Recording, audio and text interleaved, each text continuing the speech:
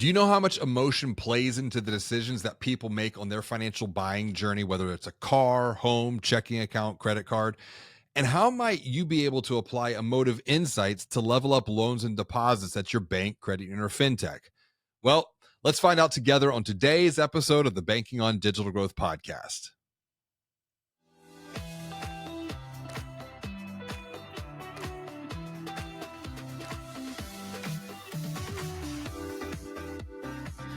Greetings and hello, I'm James Robert Lay, and I'd like to welcome you to another episode of the Banking on Digital Growth podcast. Today's episode is part of the Exponential Insight series, and joining me for today's conversation is Grant Gooding. Grant is the founder and CEO of Proof, a market research company that specializes in measuring emotions to ensure you're saying the right things to the right people. And today, we're going to talk through how you can ensure that you say the right things to the right people so that you level up loans and deposits at your bank, at your credit union, or at your fintech. Welcome to the show, Grant. It is great to share time with you today. It's good to see you. Thanks for having me on. Absolutely. Before we get into talking about emotional research and how financial brands can say the right things to the right people at the right time, what is good in your world right now, personally or professionally? It is your pick to get started on a positive note. Uh, the holidays are always fun. I got a star. I got a star on my shirt yesterday from my 4-year-old. She's our youngest, and she wanted to come to work. And I said, she goes, "What do you do, Dad?" And I said, "Well, go get your Christmas counting book and get a piece of paper." So she wrote down some numbers. So I said, "Write down some numbers." She wrote them down, and she said, "I did it." And then I said, "Okay, well, come over and tell me what they mean." She said, "Daddy, I don't know what they mean."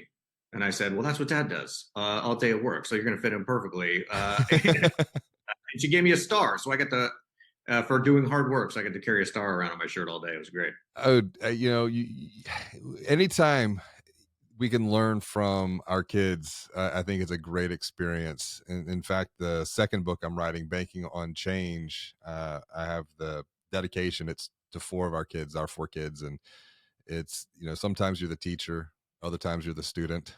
Yeah. There's always a great lesson to be learned through either experience. And my kids I've learned so much from them just as much as they probably have learned, hopefully a lot from me. And I think that's the essence of today's conversation. It's learning. And you're an emotional market research practitioner, a neuroscience nerd. Uh, how is it possible to measure the emotions of people, so that financial brands can say the right things at the right time? So it's I'll tell you a short answer is you can't. But I'll tell you how we get close. Uh, I didn't plan to be any of those things. It's hilarious that I'm described in such a way, but I didn't intend to do this. It wasn't my life's ambition. It was an accident. I was a mergers and acquisitions analyst, and I had to consume research, right? So we've all seen it, and it's a stack of papers, and you typically what you do is you go, "How the hell am I supposed to turn this into money?" Right. And that's I was in the same boat, right? I got to take two entities and bring them together, and if I don't know one very important thing, it's very challenging to do that. And that one very important thing is, why are they buying from you? Yeah. Right? If I know why someone's buying from entity A and why somebody's buying from entity B, I can, I can put those two organizations together in a fairly responsible way in an integration plan. If I don't know, then, which departments do you keep? Which people do you keep? It's understanding why people are buying from you is the best filter to do all of those things. But it was something that we never knew, right? We can tell you the number of customers and what they purchased and how many SKUs and how often and all of that big data information, but there really wasn't a lot of thick data, right? I know that that's a lot of what you all do as well. Mm-hmm. Wasn't that really thick data to tell us the kind of nuance? Well, human beings buy nuance, and so we knew we needed to figure that out. So I'll tell you there's a couple of a small series of ahas that kind of got us there. The first thing we did was actually analyze research, which is a very nerdy thing to do. And we looked at weighted means analysis and all of the stuff that you do in research and market research, right? Surveying and do you know why almost every market research methodology in existence, do you know why they exist? Why is that? To make things easier on the analyst. There you go. I'm like, how is that acceptable? Why don't we, like, who cares? They're the least significant person in the entire equation. Like, why don't we have research that actually mimics how the brain works? The only people that were doing that were folks at the like academia level, right? Mm-hmm. And they're people up to machines and things that are completely unreasonable in the business market. So we started doing more research on, okay, well, how does the brain work, right? How could we, like for instance, the brain works in tens, like numerically. Why? Because we're taught that from the age of 2. By the way, I read this very interesting study that suggested that the reason that the United States is behind almost all Asian countries is because of the teens. Do you know how they count in Asia? Like they count like 1, 2, 3, 4, 5, 6, 7, 8, 9, 10, 10, 1, 10, 2, 10, 3, 10, 4, 10, which makes sense because it's 21, 22, 23. Right. But we invented 11 and 12 and 30. Like, why the hell do these numbers exist? Doesn't make any sense. And it takes a long time for the kids to figure that out. And Yes. you notice, like, I have small Well, it's children. pattern matching.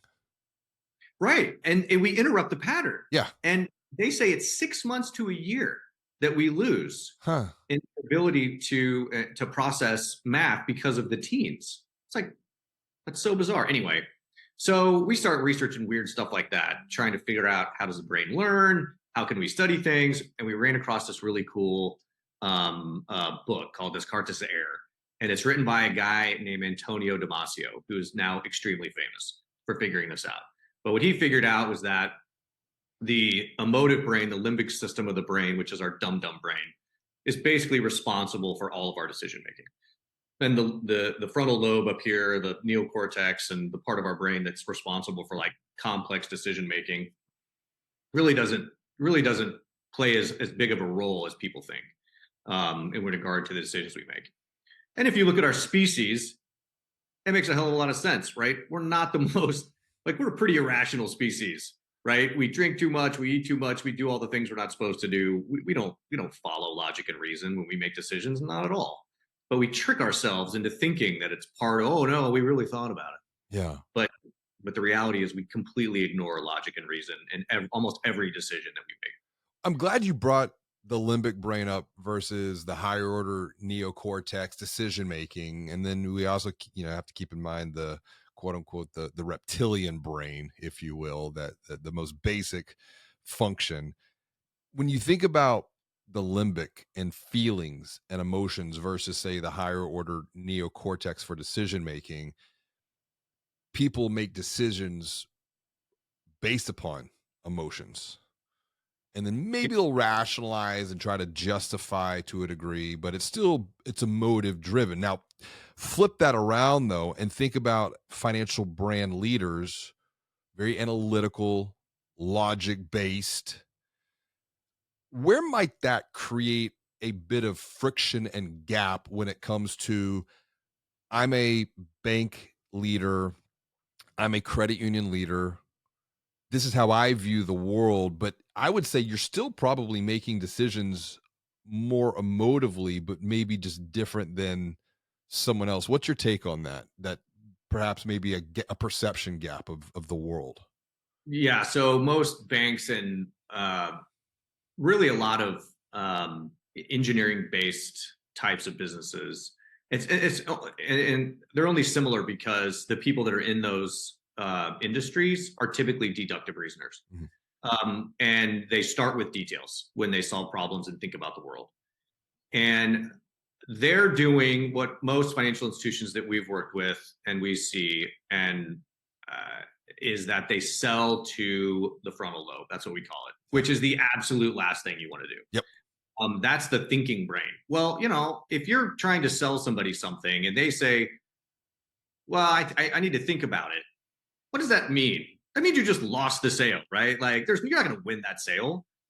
And the reason is because that's that part of the brain's job is to think and process information. You don't want people to do that. You want to react with their belief system, and you want to react with their basic emotions and their memories and go, I'm in. Now that we know that people are going to ignore all of the thinking that was done anyway, it's a complete waste of time and money. So any brand, especially financial brand, that is using logic and reason in order to sell something, i.e., an APR Yep. or some type of mathematical, isn't. I mean, you might as well not do anything, right? And take that money and just keep it at your bottom line, because the best case scenario you're getting out of that is A, awareness, and maybe B, you're getting a nomadic customer that's only there because of the APR and will switch the moment someone has a better one Hot anyway. money. Hot money. It's going to come in and it's going to come right, particularly in the environment that we're at right now with deposits. And, with the Fed holding the rate now, we're going to see things go the other way on the savings side. And I think, on the homepage of your website, you say opportunity doesn't knock. You have to go find it. What do you mean by that? Why is it important to go find it? Because I think back to your point here, if we're positioning around is great rates and amazing service and all of these commoditized look-alike laundry list of product features, we're just the same as everyone else. Opportunity doesn't knock. You have to go find it. What does it mean here? Well, one of the things that we have found is that there are ways to find opportunity, but it takes a little bit of digging. And when I said earlier that human beings find nuance, we found that to be true in almost every instance. We've worked in every industry imaginable, and it seems insulting to say to a bank, "Hey, if you can make if you can bake someone a cookie and give them a cookie when they walk in, that's the best thing you can do to retain a customer." And that's insulting right, when you look at it from their perspective. They're like, are you kidding me? You know how much we do and all the things that we how much money and effort we put into all these things and products and systems, and you're telling me a cookie is going to make or break my business? Do you know how much I know? Do you know how much like that Right? yeah. But the reality is that's it. And it's hard to really know that. So you need to have someone that knows how to go dig through your population and find those nuances, because it's not just, it can be anything, really. Right? I always say the golden rule of marketing is you don't have to be better than anyone at anything. You just have to be different. Yeah. And then find some kind of a difference that creates emotional resonance. And when you do that, your world really does get easy. Your strategies get easier, your tactics get easier. Just you got to go find them. They're not going to fall in your lap, because if they would fall in your lap, everybody would be doing it. It's interesting because I've run this exercise now over 1,000 times with financial brand leaders, and it's really an exercise in human behavior and how we process change and decisions, and this can be applied internally for going through digital transformation, cultural transformation, brand transformation, but it's also the same thing applying it externally, navigating or guiding someone through a buying journey. And I ask these leaders, I'm like, listen, there are 4 steps that people go through. They have to see things differently. When you see different, you're going to start to think about things differently. When you see different and think different, well, what's going to happen next? And the financial brand leader will say, well, I'm going to be different. I'm going to act different. I'm going to do different. I'm like, well, are you really going to do that? I mean, how much logic do you have that you need to do something different, but you're failing to make that commitment to take the next step to actually do that thing? And they pause and they ponder and they're like, yeah, you're probably right. So I said, we're in agreement that to bridge the gap between thought and action, you have to have something. They said, yes. Well, what is it? I don't know. So I say, it's feeling, it's emotion. It's the desire, the feeling, the emotion to take those next steps has to be greater than the desire, the feeling, the emotion to maintain the status quo. How do you navigate that complexity with, back to the point of the way that financial brand leader's mind works, to dig deeper into the emotive aspect of decision making when it is outside of their normal worldview, because otherwise the future becomes the predictable past based upon the decisions that we're making right here in the present moment, informed by past experience. Well, we're a very fear-based species, and we will actually tolerate a painful status quo uh, in lieu of looking at an alternative that might be more beneficial. Mhm. And you're also talking about an industry that is full of risk-averse human beings, right? You don't see a lot of mavericks in the financial space, especially not in your traditional brick and mortar. Mhm. So you got to realize that I will put up with a painful status quo and bleed to death slowly before I will do something that feels uncomfortable. Yeah, And that's just the reality of humans, but you're also talking about people that are at this far into the bell curve when it comes to that tolerance. sure. So luckily, they like data. And if I can show them, hey, this idea, right? So part of what we do is we test everything that they think is relevant. Hey, what do you think is going to move someone, right? And a free checking account ain't going to cut it. That's a benchmark for like commodity. Okay, Mhm. so what are you going to do? And we test them all the ideas they want, and we test crazy ideas, which are never as crazy as people think. And if I can show them this actually resonates with people, you should do this and set some reasonable expectations around this is who it's most likely to work with. This is the probability of it working. And if that is enough to convince them that, hey, I can make a calculated risk here, then we did our job. But it's not easy. There are certainly easier populations to get out of status quo than someone that works in a financial institution, to be certain. Well, I mean, that's a great point. What's a common misconception when we're talking about measuring people's emotions, or maybe a better way to frame that, measuring why people do what they do in a buying journey?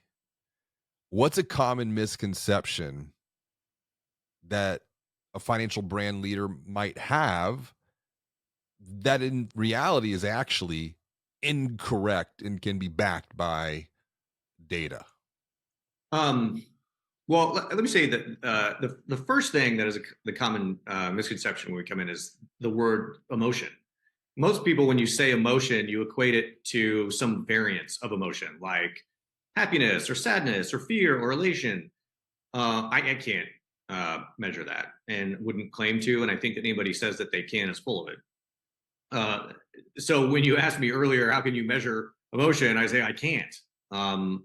The reality is that emotions are a cocktail Mm, of neurotoxins and things that your brain and hormones that your brain releases, yeah. and we give those emotions names, and they do various things to our body, right? They create anxiety or all kinds of different types of things. The common misconception is that we need to somehow create one of these named emotions when it comes to someone in the buying experience, and that's not really true. All we really need to do is say something that aligns with either the expectation or aligns with the memory system and being able to hit on a belief system of the brain. So, for instance, a good example in the financial services space is uh, I'll get it wrong. I'm terrible with acronyms. The military brand I want to Oh, say AARP. yes. The I'm armed thinking AAU. armed. Holy Milit cow! Um, it's the one that had Gronk as the spokesman. yeah, they're out of San Antonio. I know exactly who you're talking about. Uh, Uh, oh my gosh, I can't believe we're both blanking on it. See, that was toxic. That was me. Like you would have gotten it nine times, or 99 times out of 100 if I wouldn't have said anything. But well, I mean, they focus on military, right? And this is an obvious example because they're such a big player in the space, but it doesn't really have any relevance, right? Like the fact that someone has a background in the military or they have a family member that has a military experience, that doesn't have any relevance on banking at all, right? It's USAA. USA. Yeah, that's right. Because I'm USA.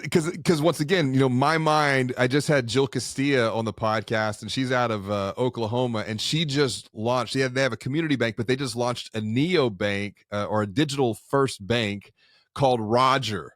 So that's where when you said military, I'm thinking my mind just went to Roger, but no, USAA out of San Antonio. Roger, cool name, right? But all you're really doing is that entire brand. All it really well, first of all, it's a demand based bank because it's non-inclusionary, Mm-hmm. which human beings love. So that's the first thing. And the second thing is they're really just connecting to some importance to that family. And it's a thing, right? Military families are a thing. It is a deal that you have a connection to. We have several team members that come from military families, and it's a part of their lives still, even though they never served. Yeah. So all they really did was make an emotional connection that aligns with the belief system of the brain. You don't have to make someone feel elated or whatever. You have to just speak to them in a way that is meaningful, has a meaningful nuance. And they don't and banks hate this because the reality is if you want to do this well, excuse me, if you want to do this well, you have to understand that it's not going to include everyone. Right. You have to be okay shrinking the size of the pie for the end result of winning a greater percentage of that pie full of loyal people. And that's exactly what they've done. And any bank can do it, right? They just have to figure out what that nuance is that they want to go after. So what you're talking about is something that I've discussed multiple times on this podcast. I have written about it in my book, Banking on Digital Growth. The idea of a niche financial brand creates affinity. Frost Bank, also out of San Antonio, Texas, they have recently published research called The State of Financial Belonging. And it's the idea that so many view their relationship with their financial institution, it's transactional. um, but when you think about some of these niche financial brands that are serving a niche segment, they're creating an affinity that I belong or I can identify, associate to this group of people. Is this what you're tapping into here?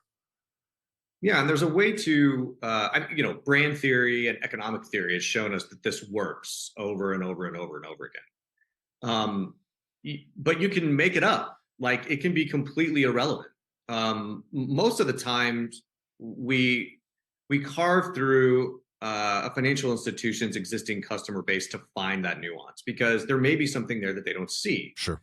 And if we find something, then we know, hey, you could just say this now, and you're already going to be saying the thing you may have been accidentally saying, right? Or that has been something that has come out through the experience of the people that work at your bank or banks, and it'll make your life really easy. But I mean, you can pick on just something geographic. And when you said frost, I have no idea what that was.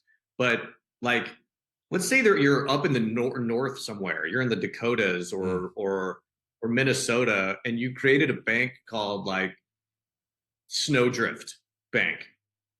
Well, snow is a part of that culture, right? Yeah. And say we just want a bank. We're just going to make a bank that it doesn't do anything special. It just talks about snow all the time. And maybe for your giveaways, instead of giving away a toaster, you give away a snowmobile, Yeah. and you really own that idea. And you will get customers will gravitate towards that idea, and it's nonsensical.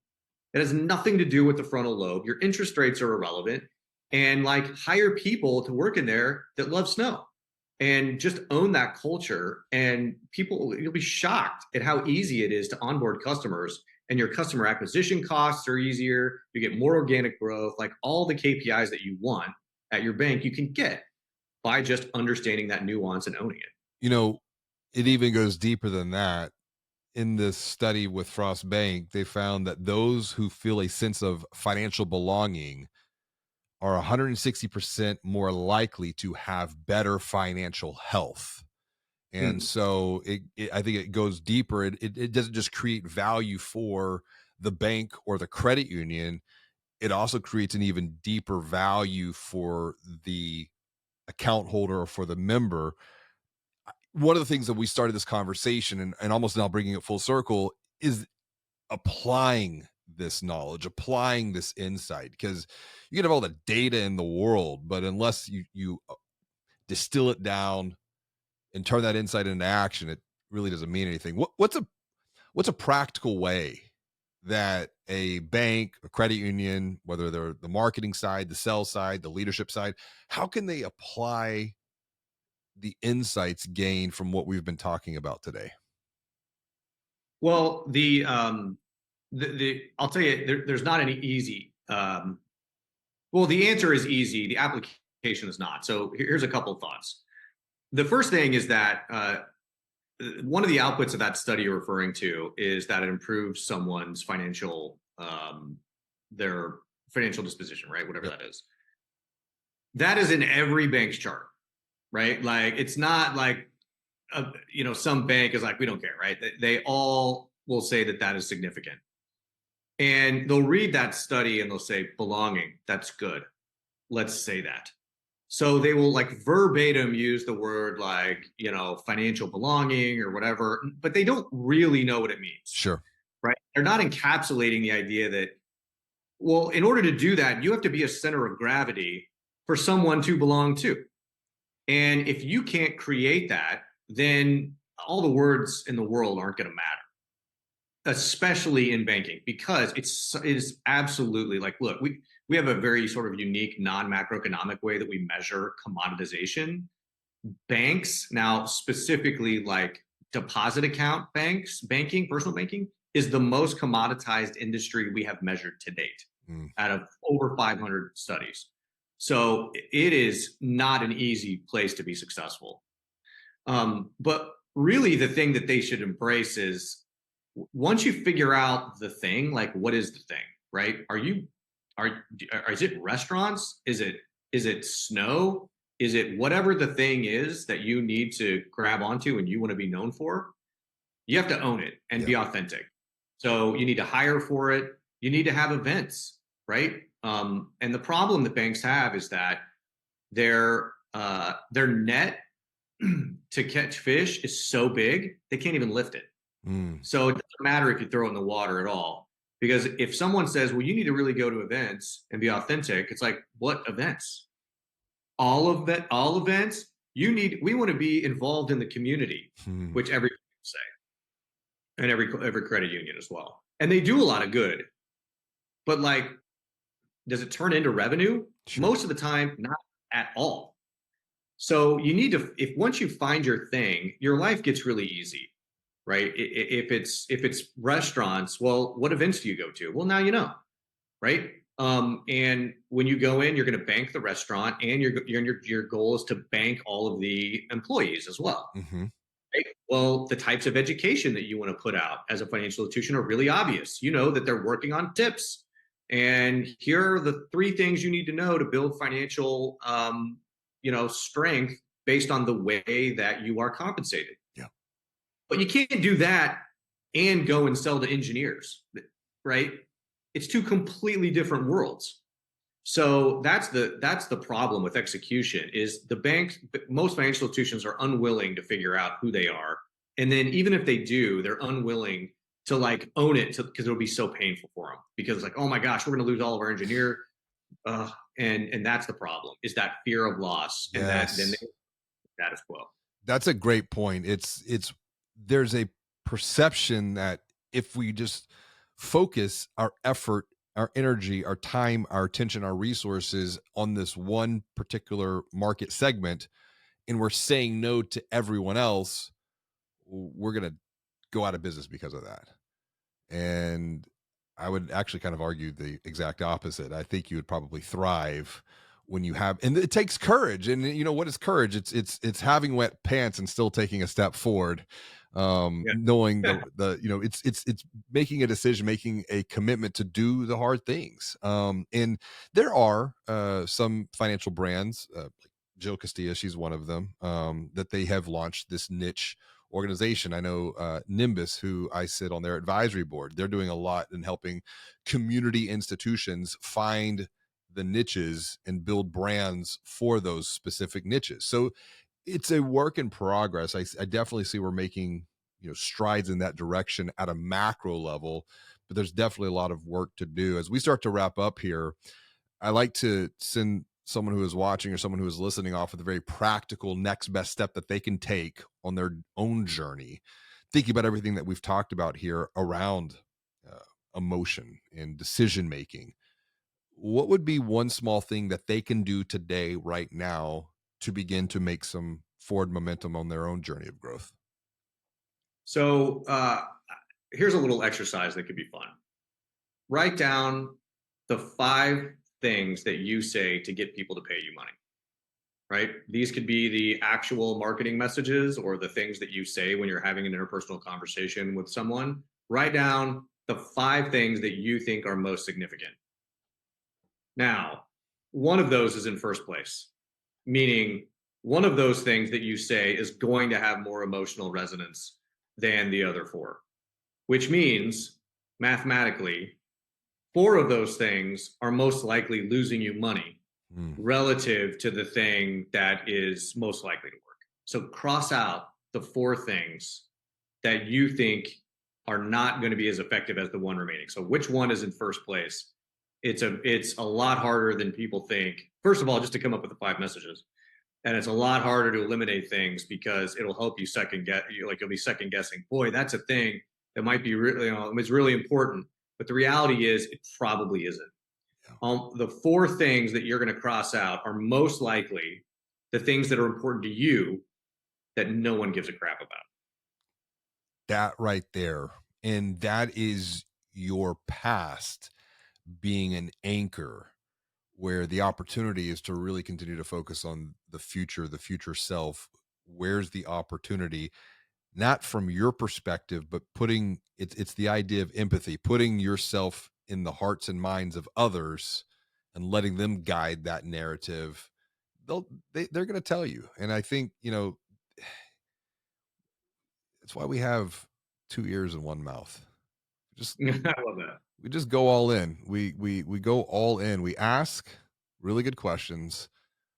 We be quiet and we listen to what people have to say, and then we can also reinforce that through learning with observation, or really ways to take what you're sharing here, Grant, and continue to even level that up.